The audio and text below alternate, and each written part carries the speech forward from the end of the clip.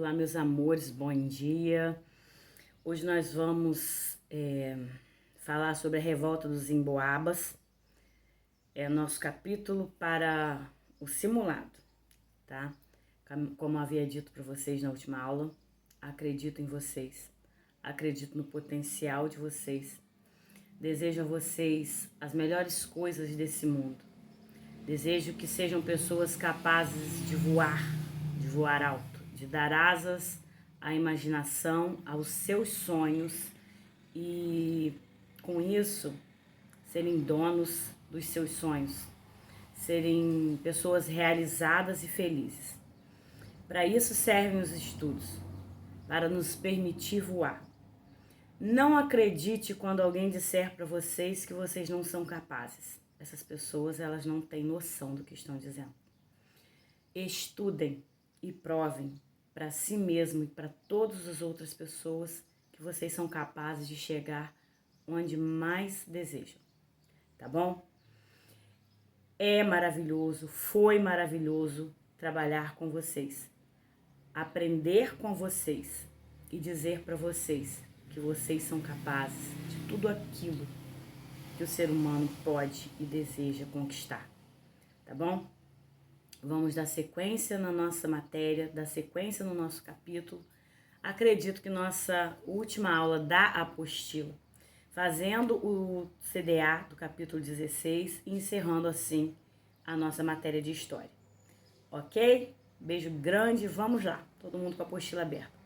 Revolta dos Emboabas aconteceu do ano de 1707 ao ano de 1709.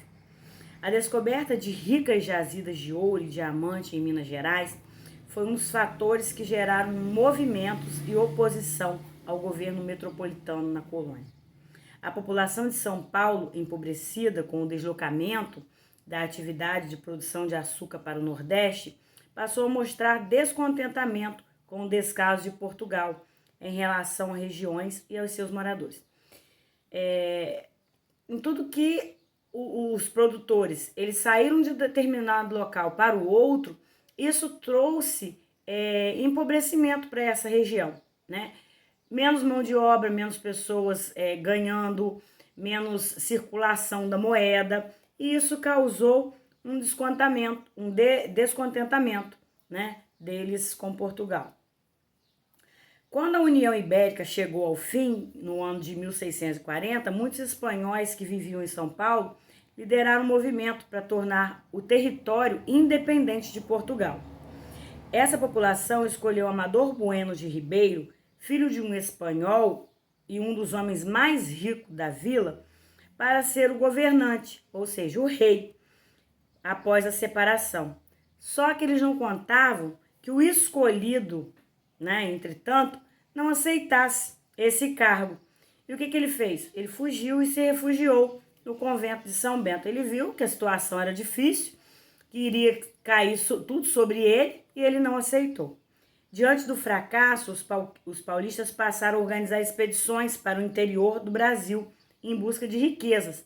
A gente já falou sobre essas expedições, para o interior do Brasil, que se chamou as bandeiras, portanto, eles tinham o nome de bandeirantes, As bandeiras de prospecção foi o nome dado a esse movimento, para tentar recuperar ouro, dinheiro, para essas pessoas.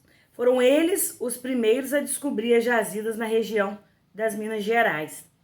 A descoberta de ouro e diamantes atraiu uma grande quantidade de aventureiros para a região central do Brasil. Os paulistas eles passaram a reclamar a posse das minas por terem sido eles os descobridores das jazidas.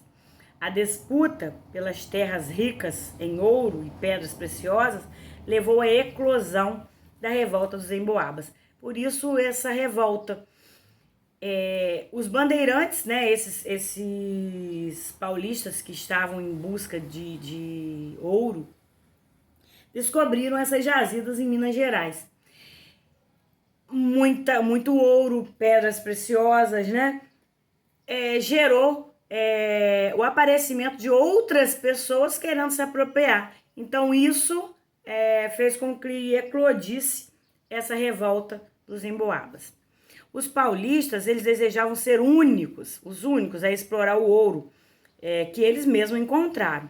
Por isso, entraram em confronto com os novos exploradores, provocando um conflito que durou, aí no caso, esses 2 anos, que de 1707 a 1709, buscando dominar a região de Minas Gerais, ou seja, dominar. Eles estavam certos, né? Já que foram eles que descobriram, eles queriam esse ouro, essa região, para que eles explorassem. Não foi o que aconteceu. Expulsar os paulistas do território, os forasteiros portugueses e brasileiros de outras regiões, conhecidos como emboabas. Reuniram-se em grupos de aproximadamente 2.000 pessoas, liderado por Maxwell Nunes Viana. Ele foi proclamado pelos emboabas governador da região mineradora. Essa atitude afrontava diretamente a coroa portuguesa, tá? Pois nomear um governante era coisa que Portugal fazia, e eles fizeram. E assim, Portugal se sentiu ofendido, né? Não gostou muito disso. Em 1709, a capitania de São Vicente foi dividida em 2, a do Rio de Janeiro e a de São Paulo e a mina de ouro, tá? O que permitia maior controle da coroa. Assim ela conseguia, né, controlar melhor essa região mineradora. Quase todos os envolvidos na revolta dos emboabas foram perdoados pelo rei português, que concedeu a eles pontos administrativos em detrimento das pretensões dos paulistas. Em 1720, o governo colonial determinou a separação da capitania de São Paulo e das minas, né? Minas do Ouro, que no caso ela se dividiu em 2 também, de São Paulo e Minas Gerais. Os paulistas que haviam perdido o poder em ambas as capitanias, eles foram obrigados a abandonar a região, que estimulou a busca por novas minas. Já que eles perderam aquela ali, eles começaram a procurar outra em outros lugares, né? Como no estado de Mato Grosso e Goiás. Nós temos atividades, façam, e vamos falar sobre a Guerra dos Mascates. Como a gente falou no início, foram períodos de guerras, né? De revolta no período colonial. Portanto, mais uma dessas revoltas chamada Guerra dos Mascates. Outra revolta do período colonial, ocorrida no início do século XVIII, opôs 2 cidades, que foi 2 cidades de Pernambuco, que foi Recife e Olinda. A situação econômica dos produtores de açúcar brasileiro começou a mudar quando, após serem expulsos do Brasil em 1654, o que eles fizeram? Os holandeses eles iniciaram o cultivo da cana-de-açúcar e a produção de seus derivados nas Antilhas, passando a concorrer com a produção brasileira. Isso não deu certo, né? Lá na Europa. Eu sabia fazer uma coisa, me mandaram embora, me expulsaram, eu fui para outro local e comecei a fazer, né? Ia dar certo? Não, não ia. Essa concorrência afetou os ricos senhores de engenho de Olinda, que entraram em decadência, acumularam dívidas. Naquela época, os comerciantes portugueses, chamados de mascates, ocupavam Recife e possuíam dinheiro para emprestar aos senhores de Olinda. Todavia, cobraram juros excessivamente altos, como sempre, né? Pelos empréstimos, ocasionando endividamento cada vez maior dos olindenses. Olinda era o centro político de maior importância de Pernambuco e tinha direito sobre Recife. Em vista disso, os comerciantes portugueses eles começaram a pressionar a coroa para elevar Recife à categoria de vila, tornando-a politicamente independente de Olinda. O governador da capitania de Pernambuco ele demonstrava apoio aos comerciantes de Recife, o que causava insatisfação aos donos de engenhos de açúcar, em geral, moradores de Olinda. Os negócios dos comerciantes eram mais prósperos que os dos fazendeiros, os quais muitas vezes recorriam aos comerciantes à procura de empréstimos. Assim, a emancipação de Recife significaria tornar evidente a condição privilegiada dos comerciantes, que não precisariam recorrer à Câmara Municipal, predominantemente representada pelos fazendeiros. Além disso, Olinda deixaria de contar com os tributos pagos pelos próprios moradores de Recife, o que seriam, né, para eles péssimo, não receber mais esse tributo. E aqui a gente vê quando se chega à categoria de vila, né? Olha só, temos aqui como se fosse uma vila, temos os mascates, olha só, e aqui os escravizados, né? E o mascate que tá aqui todo de chapéu, todo elegante, seus escravizados em volta. Em 1710, uma carta régia foi enviada a Recife com autorização para sua elevação à condição de vila.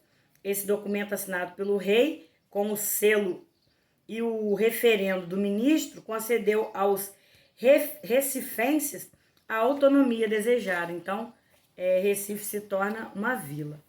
A emancipação de Recife provocou grande descontentamento na população de Olinda, que, com receio de não poder saldar suas dívidas, né, e perder suas propriedades para os recifenses, derrubou o Pelourinho, que era um local onde se caracterizava as vilas autônomas, onde eram exibidos ali os castigos, né, sobre os criminosos. E o que aconteceu? Rasgaram a carta régia. O governador tentou controlar a revolta, mas foi obrigado a fugir para a Bahia. E assim começou a então Guerra dos Mascates. Diante dessa atitude, os olindenses de rasgar a carta régia, os mascates recifenses invadiram Olinda, incentivando e destruindo vários engenhos, ou seja, incendiando e destruindo vários engenhos da região. A coroa portuguesa ficou ao lado dos comerciantes portugueses de Recife, que ofereceram mais lucro à metrópole durante todo esse tempo. Félix José Machado foi nomeado pelo rei como um novo governador para Pernambuco, com o auxílio das tropas baianas. Ele pôs fim ao conflito em 1711. Tendo o apoio de Portugal, Recife manteve sua autonomia e transformou em uma próspera vila, além do centro administrativo oficial de Pernambuco. E aí a gente vai falar sobre a revolta de Vila Rica, né, para concluir aqui esse nosso capítulo. Vila Rica, na região das Minas, era uma das cidades mais cobiçadas nos domínios portugueses. Em toda a Europa havia notícias da riqueza, porque ela circulava, e das possibilidades de lucro que ela oferecia, em um lugar que reunia sonhadores e aventureiros, e a elite local buscava organizar cada vez mais, né, em defesa dos seus próprios interesses. No ano de 1720, em Vila Rica, o português Filipe dos Santos, ele liderou uma revolta contra a pressão feita pelo governo de Portugal sobre a região aurífera. No ano anterior, o governador da capitania real, de São Paulo e das Minas do Ouro, de Pedro Miguel de Almeida, né, Portugal, e também o Vasconcelos, que foi do ano de 88 a 56, o conde de assinar, ou seja, de assumar, havia proibido a circulação de ouro em pó e a instalação de casas de fundição. Isso seria terrível para todos eles, né? Onde o imposto real era cobrado do ouro derretido para a formação de barras quintadas e era extraído 20% do minério, que é aquele quinto que a gente chamava, né? E aqui, a gente vê aqui, ó, olha só, um quadro que mostra uma obra